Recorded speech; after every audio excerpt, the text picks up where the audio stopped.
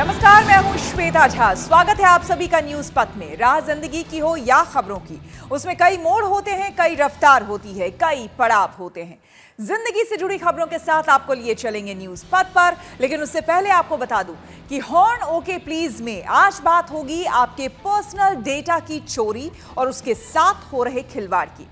सियासी ढाबे में नई संसद के उद्घाटन पर हो रहा घमासान आपको दिखाएंगे, तो सोशल अड्डा में करेंगे 2000 के नोटों की बैंक वापसी पर मंथन, और प्रगति मार्ग में दिखाएंगे जाबाज बेटियों की टीम 11।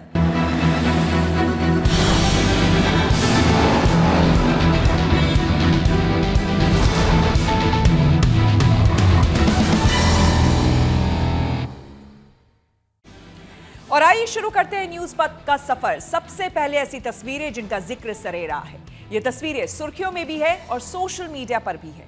इनसे आपका बाखबर होना बेहद जरूरी है, क्योंकि चौराहे पर इन्हीं की चर्चा है। गुजरात के जामनगर में एक संगीत कार्यक्रम के दौरान फिर नोटों की बारिश हुई। इस कार्यक्रम में वहां के मशहूर गायक कीर्तिदान गढ़वी ने भजन गाए। इस दौरान कुछ लोगों ने वहां हजारों रुपए के नोट उछाले। इस संगीत कार्यक्रम में रविंद्र जडेजा की पत्नी रिवाबा भी मौजूद रही। उन पर भी वहां नोटों की बारिश की गई। बताया गया कि यहाँ मंच पर जो भी नोट उछाले गए वो समाज सेवा के लिए इस्तेमाल किए जाएंगे। बागेश्वर धाम के प्रमुख आचार्य धीरेन्द्र शास्त्री के लिए गुजरात के सूरत में एक भक्त ने 1.25 लाख रुपए की चांदी की गदा बनवाई। धीरेन्द्र शास्त्री इसे शुक्रवार और शनिवार को सूरत में अपना दिव्य दरबार लगाएंगे। इसके लिए सांवरमल बुधिया नाम के भक्त ने भी खास तैयारी की है। वो इस दिव्य दरबार के दौरान ये चांदी की गदा धीरेन्द्र शास्त्री को भेंट करेंगे। सांवरमल बुधिया ने खास तौर पर इसके लिए एक ज्वेलर को ऑर्डर देकर इस गदा को तैयार करवाया है। बताया गया कि इस गदा का वजन 1 किलो 161 ग्राम है।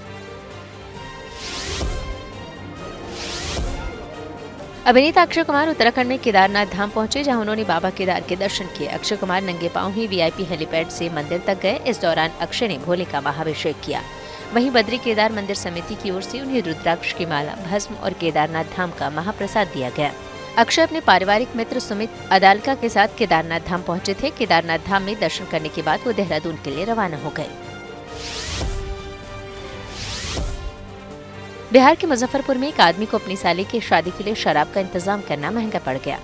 दरअसल राज्य में शराबबंदी लागू है, लेकिन इसके बावजूद शादी की पार्टी के लिए उसने घर पर शराब रखी हुई थी। लेकिन पुलिस को जैसे इसकी सूचना लगी तो उसने छापेमारी कर दी और आरोपी को गिरफ्तार कर लिया। पुलिस का दावा है कि आरोपी के घर से काफी शराब बरामद हुई है।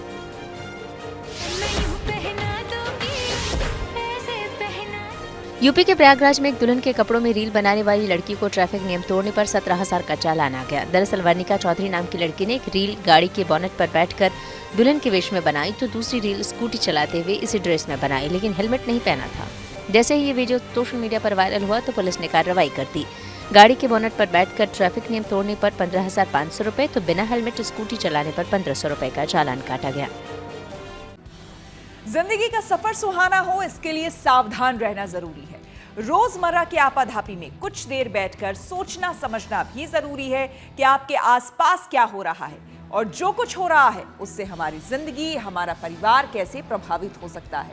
इसलिए हॉर्न बजाकर बाखबर करने वाली खबर जरूरी होती है। और आज की ये खबर आपके प्राइवेट डेटा की चोरी से जुड़ी है। प्राइवेट डेटा यानी कि आपका नाम, पता, फोन नंबर और ईमेल, ये अहम जानकारियां हैं जिनके जरिए आप तक आसानी से पहुंचा जा सकता है, या आप तक कोई चीज आसानी से पहुंचाई जा सकती है। इसलिए इनकी अहमियत है।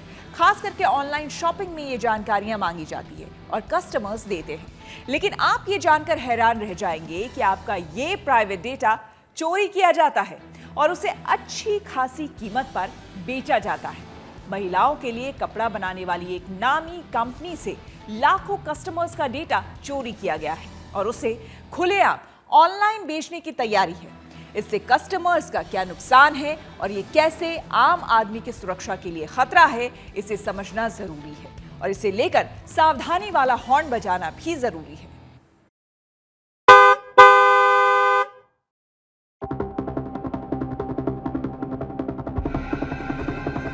देखते ही देखते दुनिया ऐसी बदली कि घर बैठे खरीदारी होने लगी। मार्केट या मॉल आने जाने की जरूरत नहीं पड़ती। मनपसंद ब्रांड की हर चीज और खूबसूरत कपड़ों की रेंज मोबाइल फोन पर मौजूद है। पसंद कीजिए ऑर्डर कीजिए और सब कुछ घर पर हाजिर। इसमें कोई दो राय नहीं कि ऑनलाइन शॉपिंग से सुविधा बहुत है, लेकिन जैसे जैसे इसका चलन बढ़ रहा है, इसके कुछ साइड इफेक्ट भी सामने आ रहे हैं। महिलाओं के कपड़े बनाने वाली कंपनी जो ऑनलाइन शॉपिंग में बेहद लोकप्रिय है, उसके लाखों कस्टमर्स का निजी डेटा हैकर्स ने चोरी कर लिया और उसे बेचने की तैयारी में है। किसी भी ब्रांड से ऑनलाइन शॉपिंग के दौरान कस्टमर्स अपना नाम, फोन नंबर और ईमेल एड्रेस कंपनी की साइट पर दर्ज करते हैं।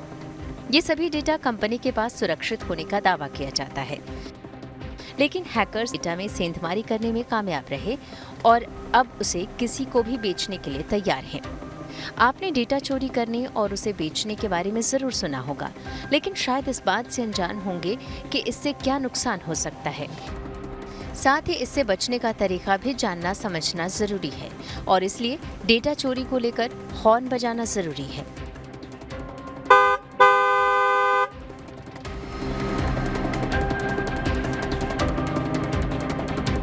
जिवामे एक लोकप्रिय ब्रांड है और ये कंपनी महिलाओं के लिए कपड़े बनाती है। कंपनी अपने प्रोडक्ट को ऑनलाइन बेचती है।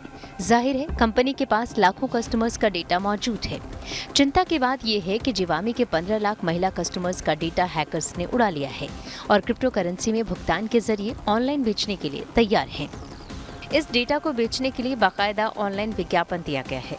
हमारी टीम ने इस मामले की तह तक जाने के लिए डेटा बेचने वालों से संपर्क किया और डेटा खरीदने में दिलचस्पी दिखाई। तब इसकी कीमत $500 यानी करीब 40,000 रुपए बताई गई और सैंपल के तौर पर 1500 कस्टमर्स का डेटा दिया गया।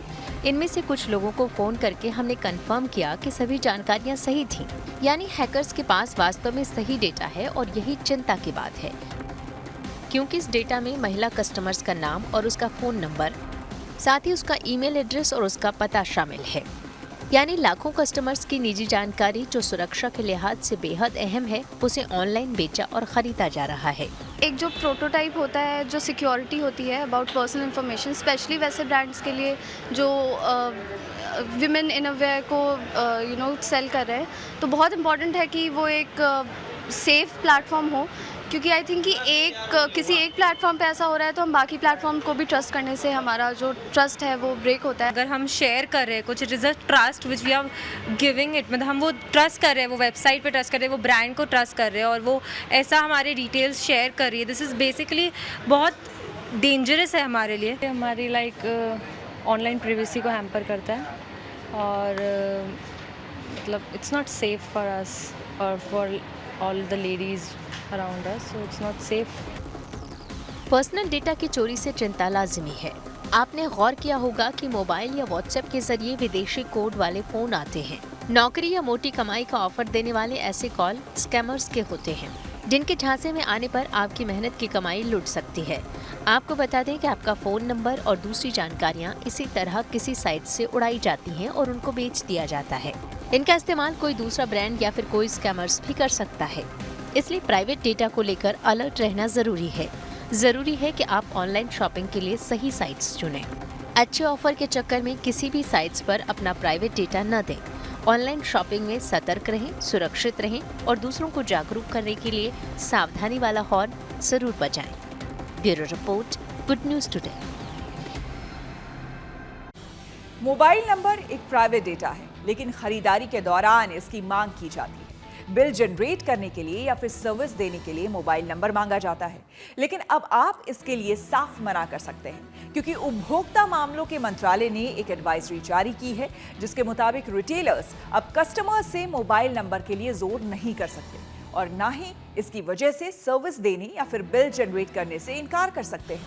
हालांकि ऑनलाइन शॉपिंग में मोबाइल नंबर जरूरी हो जाता है, सामान डिलीवरी करने के लिए पता भी जरूरी होता है। फिर भी आम आदमी के प्राइवेट डेटा को सुरक्षित रखने के लिए ठोस कदम उठाने की जरूरत है। इसे लेकर हमने बात की साइबर एक्सपर्ट साक्षर दुग्गल से। यहाँ कोई डेटा प्रोटेक्शन लॉ नहीं है। फॉर्चुनेटली अभी एक डेटा प्रोटेक्शन बिल आया है जो जल्द ही पास हो जाएगा, एक लॉ बन जाएगा। जब कोई लॉ होगा तब जाके ऐसे इंसिडेंट से डील किया जा सकता है, जहां कंपनी की गलती नहीं कि ना यूजर की गलती है, लेकिन हैकर्स आए, कंपनी से डेटा सारा स्टील करके ले गए, तो क्या कर सकते हैं, किसे पकड़ें, क्या प्रोसेस है, वो सारा का सारा आपको एक डेटा प्रोटेक्शन लॉ बता पाएगा। पहली बात तो ये, तो अभी डेटा प्रोटेक्शन लॉ आने में टाइम है। दूसरी बात, एज यूजर्स हम ये बहुत बड़ी गलती करते हैं कि ऑनलाइन बहुत ही फ्रॉड वेबसाइट्स भी होती हैं। फ्रॉड वेबसाइट्स बनाई जाती हैं ऑनलाइन सेलिंग की, चाहे वो आपके कपड़े हो, चाहे कोई घर का सामान हो, और इतने अच्छे ऑफर दिए जाते हैं कि बंदे उसमें खींचे चले आते हैं और शॉपिंग कर लेते हैं। तो आपको दो महत्वपूर्ण चीजें दिमाग में रखनी पड़ेंगी। पहला, आप बैकग्राउंड चेक करिए उस स्पेसिफिक वेबसाइट का जहां पे आपको ऑफर दिख रहे हैं। आप गूगल पे जाएंगे, आपको बैकग्राउंड चेक करके थोड़ा बहुत अंदाजा हो जाएगा।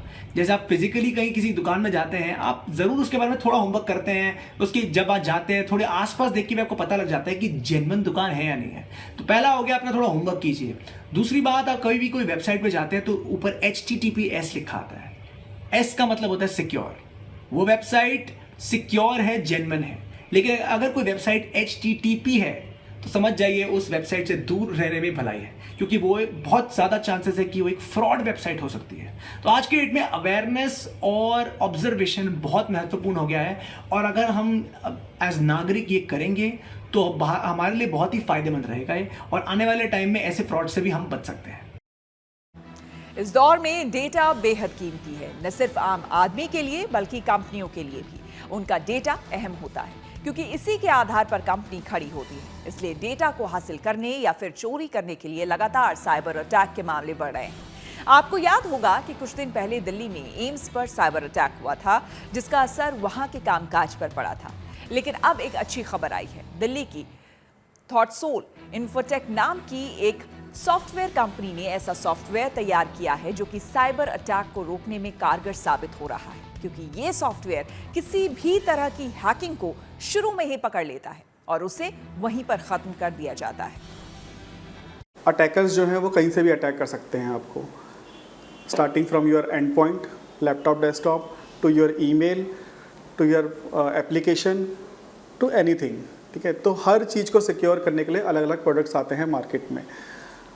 सबसे बड़ा चैलेंज किसी ऑर्गेनाइजेशन के लिए आज ये है कि आप मैनेज कैसे करते हैं इतने सारे प्रोडक्ट्स को।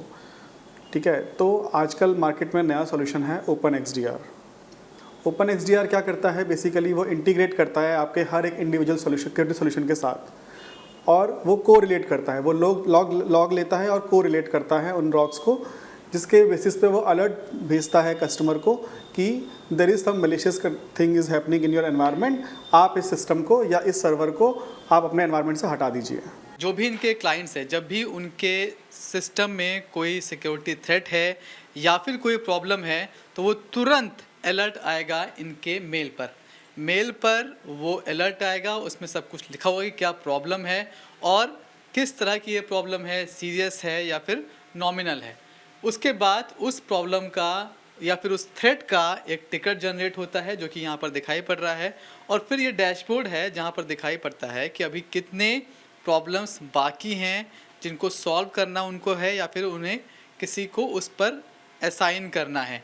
जैसे अभी वहाँ पर 26 इंसिडेंट लिखा हुआ है, मतलब 26 इंसिडेंट्स रिपोर्ट्स हुई हैं, 26 तरह की प्रॉब्लम्स हैं, उसमें सिक्योरिटी थ्रेट भी हो सकता है और उन पर काम किया जा रहा है। तो इस तरह से ये पूरा कमांड सेंटर काम करता है।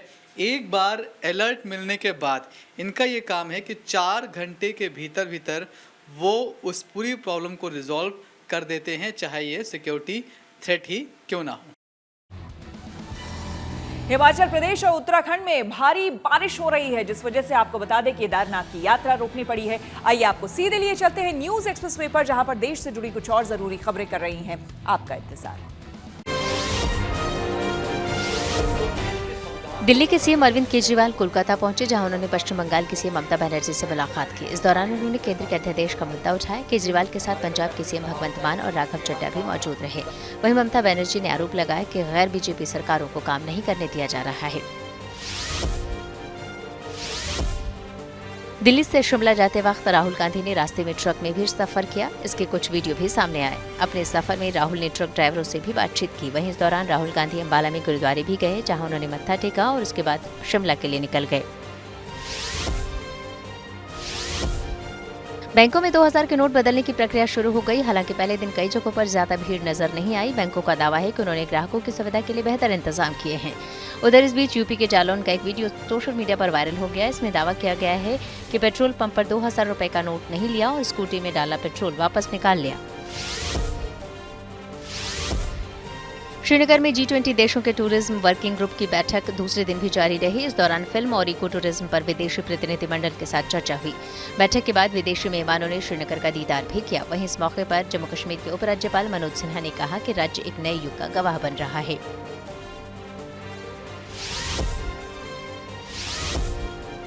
यूपीएससी ने सिविल सेवा परीक्षा 2022 के नतीजे घोषित कर दिए। इसके टॉप 5 में 4 लड़कियां शामिल रहीं। इशिता किशोर, गरिमा लोहिया, उमा हरती एन और स्मृति मिश्रा शामिल हैं, जबकि 5वें नंबर पर मयूर हजारिका रहे।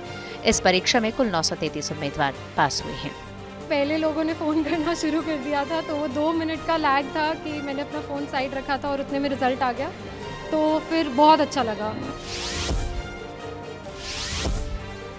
लंदन में भारतीय उच्चायोग के सामने हुए हिंसक प्रदर्शन मामले की जांच एनआईए ने शुरू कर दी। एनआईए की एक टीम इसके लिए ब्रिटेन रवाना हो गई। लंदन में खालिस्तान समर्थकों ने हिंसक प्रदर्शन किया था। इसी पर भारत ने ब्रिटेन से भी कड़ी आपत्ति जताई थी और फिर भारतीय गृह मंत्रालय ने एनआईए जांच का भी आदेश दिया था। अभिनेत्री जैकलिन फर्नांडिस दिल्ली के पटियाला हाउस कोर्ट पहुंची, जहां उन्होंने विदेश जाने की मंजूरी देने की अपील की। Jacqueline Fernandez money laundering case में घिरी हुई हैं। ऐसे में बिना इजाजत विदेश जाने पर उन पर रोक लगी हुई है। खबरों के एक्सप्रेसवे से आगे रुक करते हैं सियासी ढाबे का, जहां आज की सबसे दिलचस्प खबर मौजूद है। नई संसद के उद्घाटन की तारीख करीब आ रही है, लेकिन उसके साथ ही उद्घाटन को लेकर सियासी विवाद भी गहराता जा रहा है। कांग्रेस ने मुद्दा बनाया है कि प्रधानमंत्री नहीं बल्कि राष्ट्रपति नई बिल्डिंग का उद्घाटन करें। इसके लिए संविधान की दलील दी जा रही है।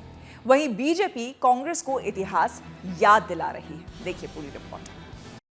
It's a huge pleasure to welcome Prime Minister Modi to Australia.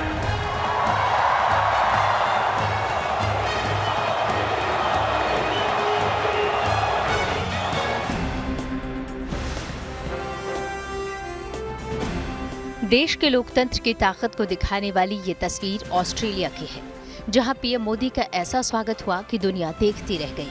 और जब ऑस्ट्रेलिया के पीएम ने प्रधानमंत्री मोदी को बॉस कहकर संबोधित किया, तो असल में ये देश के सुदृढ़ लोकतंत्र और मजबूत नेतृत्व का सम्मान था। Prime Minister Modi is the boss. You have brought the spirit of the world's biggest democracy to Australia. And you have helped make our democracy stronger and more inclusive. जहां ऑस्ट्रेलिया में भारतीय लोकतंत्र की ताकत और उसके मूल्यों की तारीफ हो रही है, वहीं खुद भारत में लोकतंत्र के मंदिर को लेकर ही सियासी घमासान मचा है। असल में प्रधानमंत्री नरेंद्र मोदी 28 मई को नई संसद का उद्घाटन करने वाले हैं, जबकि कांग्रेस की दलील है कि उद्घाटन प्रधानमंत्री को नहीं बल्कि राष्ट्रपति को करना चाहिए। कांग्रेस ने इसके लिए संवैधानिक मर्यादा का सवाल उठाया, तो बीजेपी ने इतिहास याद दिला दिया। जब प्रधानमंत्री खुद करते हैं, ये राष्ट्रपति करना चाहिए। पहले फाउंडेशन करते वक्त भी वो उस वक्त के जो शेड्यूल कास्ट समाज से आए थे, दलित समाज से, उनको फाउंडेशन पे नहीं बुलाया। इस वक्त इस इनॉग्रेशन को भी वो शेड्यूल ट्राइब मुर्मा जी है और ये बोलते हैं हम शेड्यूल कास्ट शेड्यूल ट्राइब्स को इतना महत्व दिया। अरे जिस जगह महत्व देना है, उनकी गरिमा बढ़ाना है, उस जगह तुम उनको देते नहीं। जो एनेक्सी है, पार्लियामेंट्री एनेक्सी, तो पार्लियामेंट का पार्ट है ना। इसका उद्घाटन किसने किया था? कांग्रेस के मित्रों, इंदिरा गांधी ने किया था। जो पार्लियामेंट्री लाइब्रेरी है, नई बिल्डिंग बनी है, इसका शिलान्यास किसने किया था? मुझे जहाँ तक स्मरण है, राजीव गांधी ने किया था। संसद में कई पोर्ट्रेट लगती है, कई बार राष्ट्रपति आते हैं, कई बार प्रधानमंत्री करते हैं। इंदिरा गांधी ने भी किया, अटल बिहारी वाजपेयी ने भी किया, जहाँ तक मुझे स्मरण है वीपी सिंह ने किया, चंद्रशेखर जी ने किया। मैं तो उस समय संसद में नहीं था। तो भैया मुद्दे उठाओ तो कायदे के न उठाओ। बीजेपी की दलील है कि कांग्रेस नई संसद के उद्घाटन को बेवजह मुद्दा बना रही है, लेकिन उद्घाटन धीरे धीरे सियासी मुद्दा बनता जा रहा है। कांग्रेस के साथ अब ममता बनर्जी की पार्टी ने भी सवाल उठाए हैं।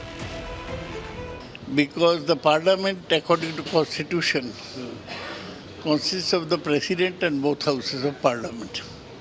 The prime minister is only the leader of the majority party in parliament. So it is only proper if the president inaugurates the parliament. They are looking for an issue, और issue जब नहीं मिला तो homework करके नहीं आते, इसलिए कई वो पंजाबी की कहना चल्लापन वो आ जाता बाहर। मसला पूरी तरह नई संसद के उद्घाटन का नहीं है। सामने लोकसभा चुनाव है और जाहिर है विपक्ष प्रधानमंत्री मोदी को नई संसद के उद्घाटन का क्रेडिट नहीं लेने देना चाहता। हालांकि इस बिल्डिंग के शिलान्यास से लेकर निर्माण तक की पूरी प्रक्रिया में प्रधानमंत्री की भूमिका अहम रही है। लेकिन अब जबकि कांग्रेस ने राष्ट्रपति का नाम आगे करके बहस छेड़ दी है, तो सियासी माहौल गर्म होना तय है। Bureau report, good news today. Australia के सिडनी में प्रधानमंत्री मोदी का जबरदस्त स्वागत हुआ है और प्रधानमंत्री ने 20,000 भारतवंशियों को संबोधित किया है। अपने भाषण में उन्होंने भारत और ऑस्ट्रेलिया के मजबूत संबंध का भी जिक्र किया और भारत के विकास की तस्वीर भी सामने रखी। आप सभी का एक सपना रहा है कि हमारा भारत भी विकसित राष्ट्र बने।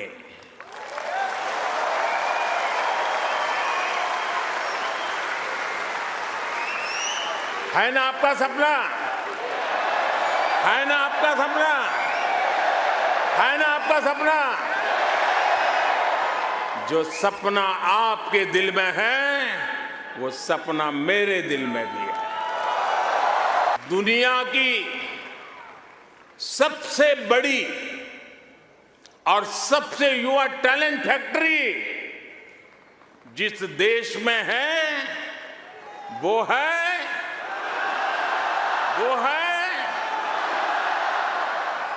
सही जवाब दे रहे हैं आप, वो है इंडिया। और अब जो देश अगले 25 साल में विकसित होने के लक्ष्य के साथ आगे बढ़ रहा है, वो देश है।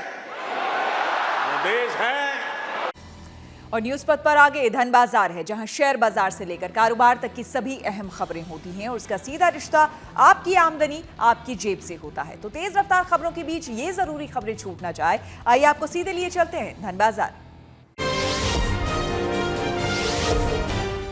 शेयर बाजार मामूली बढ़त के साथ बंद हुआ। सेंसेक्स में 18 अंकों की तेजी रही, जबकि निफ्टी 33 अंकों पर चढ़ा। सेंसेक्स 61,981 पर पहुंचा। निफ्टी 33 अंक की बढ़त के साथ 18,348 पर बंद हुआ। कारोबार में सबसे अधिक तेजी utility, power, oil and gas और कमोडिटी शेयरों में देखने को मिली। सोने चांदी की कीमतों में गिरावट आई। दिल्ली सराफा बाजार में सोना 350 रुपए गिरकर 60,170 रुपए प्रति 10 ग्राम पर आ गया। चांदी की कीमत में भी 660 रुपए की गिरावट आई। अब 1 किलोग्राम चांदी की कीमत 72,880 रुपए हुई। अदानी ग्रुप की port company Adani ports Hindenburg के झटके से पूरी तरह उभरी। अदानी पोर्ट्स ने हिंडनबर्ग रिसर्च की रिपोर्ट के बाद हुए सभी नुकसानों की भरपाई कर ली है। सुप्रीम कोर्ट की विशेष कमेटी की रिपोर्ट आने के बाद से अदानी ग्रुप के शेयरों में लगातार तेजी बनी हुई है। सुप्रीम कोर्ट की कमेटी ने अपनी रिपोर्ट में कहा कि अदानी ग्रुप में रेगुलेटरी स्तर पर कोई उल्लंघन नहीं हुआ है।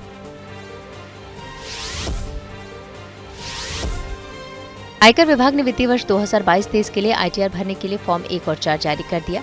फॉर्म आईटीआर 1 नौकरी पेशा और वरिष्ठ नागरिकों के लिए है। आईटीआर 2 फॉर्म का इस्तेमाल ऐसे बिजनेसेस और प्रोफेशनल करते हैं जिन्होंने प्रिजम्पटिव टैक्सेशन का चुनाव किया है, मतलब अनुमानित टैक्स का विकल्प चुना है, या फिर जिनकी सालाना आय 50 लाख से कम है। आईटीआर फाइलिंग की आखिरी तारीख 31 जुलाई है।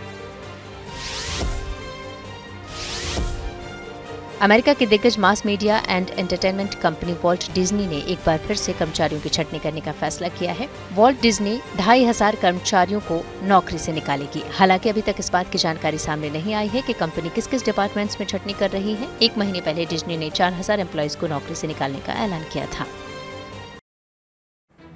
न्यूज पथ पर अब सोशल अड्डा पर थोड़ा सा रुकते हैं और आज के मुद्दे पर लोगों की राय जानते हैं। सोशल अड्डा में आज का मुद्दा 2,000 रुपए के नोट से जुड़ा है।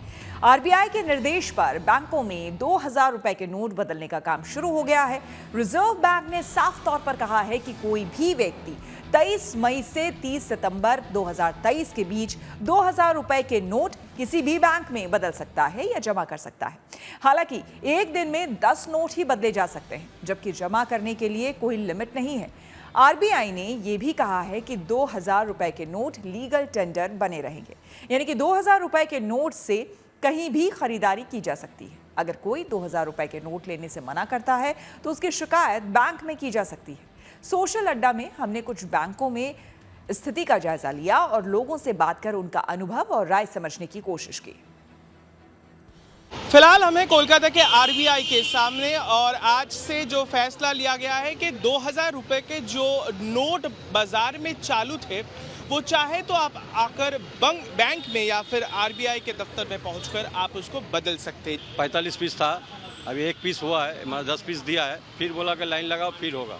3 पीस नोट है, बैंक के रिजर्व बैंक के भीतर में जाना है, उनके बदली कर दे रहा है, खूब सुंदर बदली कर रहा है। 6 नोट था, हाँ चेंज हो गया, पर चेंज हो गया है। हाँ ओके। कोई दिक्कतों का सामना आपको करना पड़ा? नहीं, कोई दिक्कत सामना नहीं करना पड़ा। इस फैसले को किस तरीके से देखते हैं आप? बहुत बढ़िया नजरिए से देखते हैं। अच्छा ही है, इससे ये होता है कि जो दबा के पैसा रखने वाले हैं दबा के नहीं रख सकते। इससे ये होता था इसको बड़े अमाउंट में और कम जगह में रख सकते थे छुपा के, अब नहीं हो सकता। तो धीरे धीरे ये चेंजिंग हो रही है, अच्छा है, कोई दबा के नहीं रख सकता। मुंबई का सेंट्रल बैंक ऑफ इंडिया का ब्रांच जहां पर हम अभी खड़े हैं, यहां पर एक्सचेंज और डिपॉजिट की तैयारियां जो हैं वो अलग तरीके से की गई हैं। दिक्कत तो एक्सचेंज कराने में कोई नहीं आई, पर लेकिन अगर बैंक अगर फॉलो कर जो प्रॉपर आरबीआई की गाइडलाइन है कि भाई आपको कोई आइडेंटिटी कार्ड नहीं देना पड़े या कोई फॉर्म नहीं भरना पड़े तो उसमें टाइम भी बचेगा और एज पर गाइडलाइन चले तो बेटर है ना, नियम से चले तो ही बेटर रहता है। 200,000 हमने एक किया, एक्सचेंज किया और डिपॉजिट जो भी है कुछ किया है। अभी तो टाइम है सितंबर तक का, तो पब्लिक इतना सोचे कि टाइम है तो कर सकते हैं। अभी जब लास्ट मूवमेंट आएगा तो भी भीड़ देखने को मिले। चंडीगढ़ के सेक्टर 17 के बैंक स्क्वायर में हम मौजूद हैं और मेरी दाईं ओर आप देखें तो स्टेट बैंक ऑफ इंडिया का ब्रांच है। एसबीआई ने तो बहुत अच्छा से ऑर्गेनाइज किया है, 2 काउंटर लगाए उन्होंने और 10 नोट चेंज कर दिए उन्होंने हमारे साथ। ये जो नोट 2000 का स्पेशली चेंज किया ये अच्छा है सर हमारे, बिकॉज जो बॉटम लाइन के लोग हैं उनके लिए बड़ा अच्छा है। और न्यूज़ पथ पर आगे आपको पब्लिक होर्डिंग पर लिए चलते हैं, जहां पर मध्य प्रदेश से जुड़ी एक अहम खबर है। मध्य प्रदेश में इस साल होने वाले विधानसभा चुनाव से पहले शिवराज सरकार ने एक और बड़ा फैसला किया है। ये बड़ा फैसला राज्य में अवैध कॉलोनियों से जुड़ा हुआ है। मध्य प्रदेश के मुख्यमंत्री शिवराज सिंह चौहान ने राज्य में बनी अवैध कॉलोनियों को वैध करने की घोषणा की है। घोषणा के मुताबिक राज्य में 31 दिसंबर 2022 तक बनी सभी अवैध बस्तियों को नियमित किया जाएगा। मध्य प्रदेश में इस साल के आखिर में होने वाले विधानसभा चुनाव से पहले सरकार का ये बड़ा कदम माना जा रहा है। सीएम ने बताया कि इन अवैध कॉलोनियों में रहने वाले लोगों को कोई भी विकास शुल्क नहीं देना होगा और वे जिन मकानों में रहते हैं उन्हें उसी हालत में रेगुलराइज किया जाएगा। यही नहीं, इन अवैध कॉलोनियों के विकास के लिए सरकार की तरफ से जरूरी फंड भी मुहैया कराया जाएगा, जिसके बाद इन घरों में बिजली और पानी की सप्लाई जैसी बुनियादी सुविधाएं मिलेंगी। हालांकि इसके साथ ही मुख्यमंत्री शिवराज सिंह चौहान ने अधिकारियों को चेतावनी दी कि 31 दिसंबर 2022 के बाद अगर कोई भी अवैध कॉलोनी सामने आई तो जिम्मेदार अधिकारियों पर एक्शन होगा। इन कॉलोनियों के वैध हो जाने पर लोग बैंक लोन्स ले सकेंगे और MP-MLA local area development fund भी मिल सकेगा। सरकार की ओर से दी गई जानकारी के मुताबिक राज्य में 31 दिसंबर 2016 से पहले बनी 6077 अवैध कॉलोनियों को पहले ही नियमित किया जा रहा है।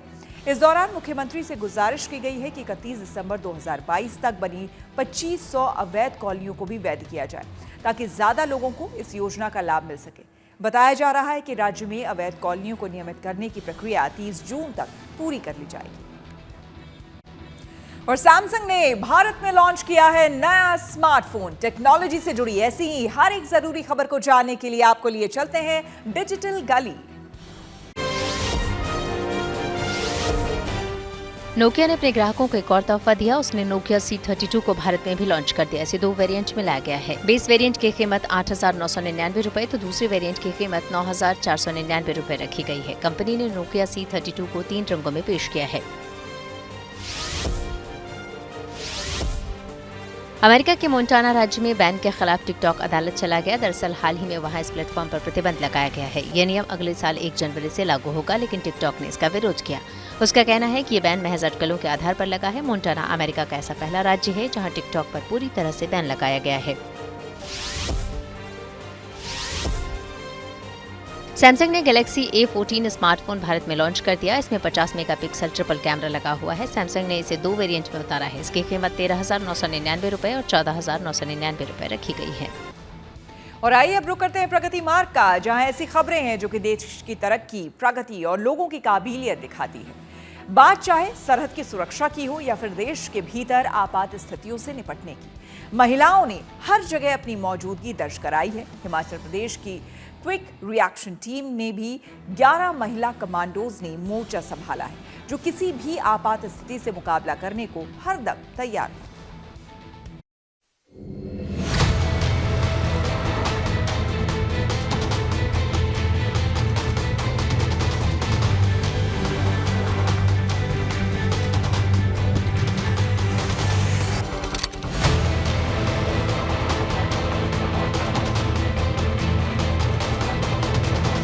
न धूप की परवाह, न आराम की फिक्र, बस एक चाह कि देश के काम आ जाए। ये वर्दी सी चाहत की निशानी है। ये तस्वीरें इसी ख्वाहिश की कहानी है। ये हिमाचल प्रदेश की क्विक रिएक्शन टीम है। 11 सदस्यों वाली महिला कमांडोज की क्विक रिएक्शन टीम का ये दस्ता 5th IRB बिलासपुर बस्सी में तैनात है और राज्य में हर आपात स्थिति से निपटने के लिए पूरी तरह तैयार है।